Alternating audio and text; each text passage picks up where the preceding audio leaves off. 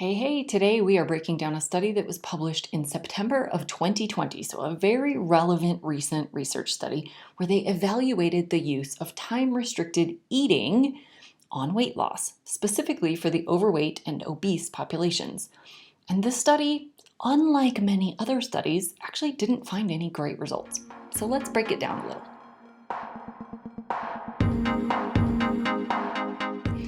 This study was in the United States and compared 116 adults that were classified as either overweight or obese based on body mass index, which is a calculation using height and weight measurements. Now, that's not the best measure, but it is a measure. It doesn't take into account the body composition, how much lean mass versus fat mass, but it is a measure. So that's what they used in this study.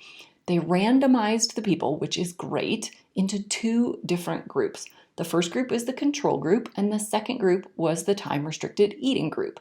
They followed this entire group for 12 weeks, and some of the people that happened to live local to the scientists doing this study were also tracked using additional measurements beyond just weight. So let's talk a little bit about the control group. What this was in this study was a consistent meal timing plan. So they asked the people to eat 3 meals a day at roughly consistent times every day, and they could have additional snacks in between the meals if they were hungry. There was no advice given on what types of food to eat or how much to eat, and there was no other lifestyle considerations implemented, so they weren't asked to exercise or make any changes in the rest of their lifestyle. Now, the time-restricted eating group was essentially the same, but they were asked to eat all of their calories between 12 noon and 8 p.m. They could eat ad libitum, so they could eat however much they wanted of any kind of food they wanted, and again, no lifestyle interventions were given. Now, the objective of this study was primarily focused around weight loss. How much weight did the two groups lose? Secondarily, in the group that was local to the scientists, they also tracked some other measurements like fasting glucose, A1C, fasting insulin, and some other blood markers. Now, the results of this study showed that the group in the time-restricted eating did have a little bit more weight loss, but it really wasn't statistically significant when compared to the control group. So both groups lost some weight. Time-restricted eating group lost a little bit more, but essentially there was not much difference between the two groups. And the same was true when they looked at all of the other metrics for the people that were local to the scientists. Now, let's break this down a little bit. First of all, one of the pros of this study is that it was randomized. So people were automatically randomly assigned to one of the two groups, which is great because that takes out some of the personal biases and some of the different characteristics that might give bias to a particular study. So that's great. The downside of randomization is people didn't have any say over which protocol they were following, and it turned out that some of the people that were randomized into the time-restricted eating group didn't really want to be in that group, and they ended up opting out of the study and they didn't finish the study. So it's good that it takes out the bias, but it's bad if you're basically asking people to do things they didn't really want to do. So this study examined when to eat the foods, but not entirely. The 12 to 8 period is pretty late in the day. That's later than most people would naturally choose to eat, even if they're going to eat all of their calories within an 8-hour window. That's a pretty late in the day, time of day to end your eating window. 8 o'clock is pretty late. They also didn't track any other lifestyle interventions. So what time were these people going to bed? What time were they exercising? Were they even exercising? Were they on any medications? All of these things also play in. This study also did not examine what to eat. They didn't talk at all about the quality of the foods to consume, the ingredients or the macro ratios to consider. So were they eating all carbohydrates? Were they eating all processed foods? Were they eating all frozen foods? Were they hitting all fast food joints? What were they eating? What was the quality? What was the whole macronutrient picture? And they didn't talk at all about food combining. So were they having carbs with fat, carbs with protein, protein with fat? Or was it just all carbs? Was it all protein? There was no consideration for what they were actually consuming in either group. The study also did not examine how much they were eating. We know from all of the studies that overeating interferes with weight loss, undereating can interfere with weight loss, and constant snacking can mess up the hormone cascade around digestion and blood sugar management and can also interfere with weight loss. My thoughts around this study are intermittent fasting of any protocol is simply a tool. It's not a miracle worker. So you can't just narrow down the number of hours you're eating and still eat whatever you want in whatever quantity you want in whatever junk food amount you want and expect to get results. It's a holistic picture. Now, the quality of the food really does matter. So paying attention to junk versus whole foods, eating organic versus conventionally raised produce or meat products, and the macro ratio really does matter.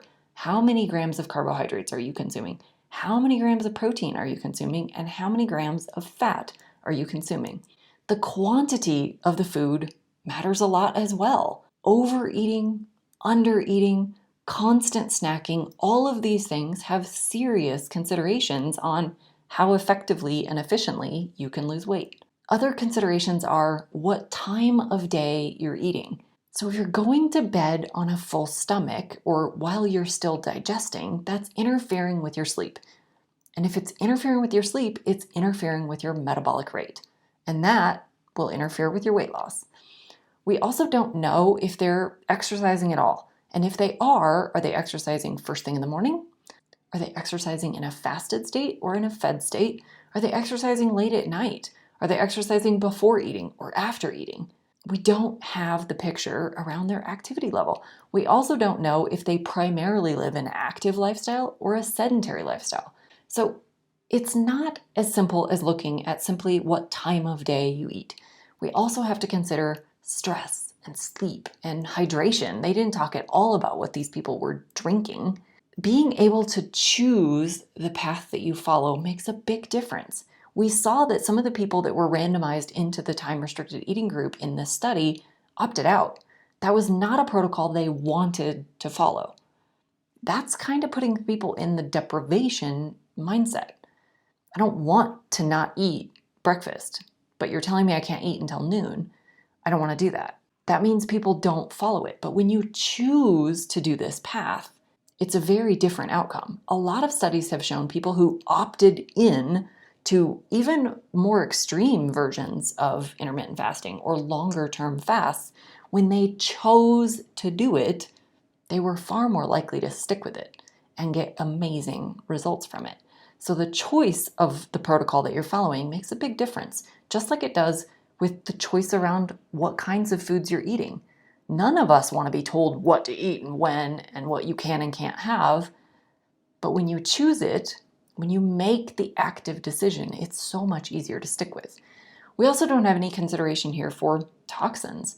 What personal products are they using? What cleaning products are they using? The quality of the food. If you live in a toxic body, it'll be really hard to lose weight because the fat is surrounding the toxins in your body, protecting you from them. So if you aren't considering the toxic load, that can interfere with your ability to lose weight. The hormone cascade plays a huge role, from cortisol and stress to insulin and glucagon and estrogen and progesterone and testosterone and thyroid hormones.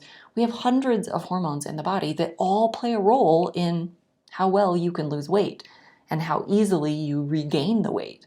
So we have to consider the things that are impacting those hormones. We don't know if these people have any underlying infections or other illnesses. Are they actually type 2 diabetics? Do they have any cancers or autoimmune conditions? We don't have any background information other than they were adults, overweight, and obese. And we don't know if they're on any medications. It's possible, because they're either overweight or obese, that they are on some medications. Not necessarily, but it's possible. And we don't know. We know that medications can have a huge impact on whether or not you can lose weight. So we know that that's a huge consideration, and yet it wasn't even discussed in this study. So the bottom line is holistic health is a complex picture. Human bodies are complex. We can't just look at one little criteria and expect it to fix everything. Choosing the path that you're going to follow makes a huge difference. Self-selecting into the protocol makes it so much easier to stick with. We also have to base this on you. You are the only one that matters in your journey. So your objective data is what tells you what direction to go in. Do you have any diagnoses? What does your blood work say? What do your physical measurements say? What is your energy level?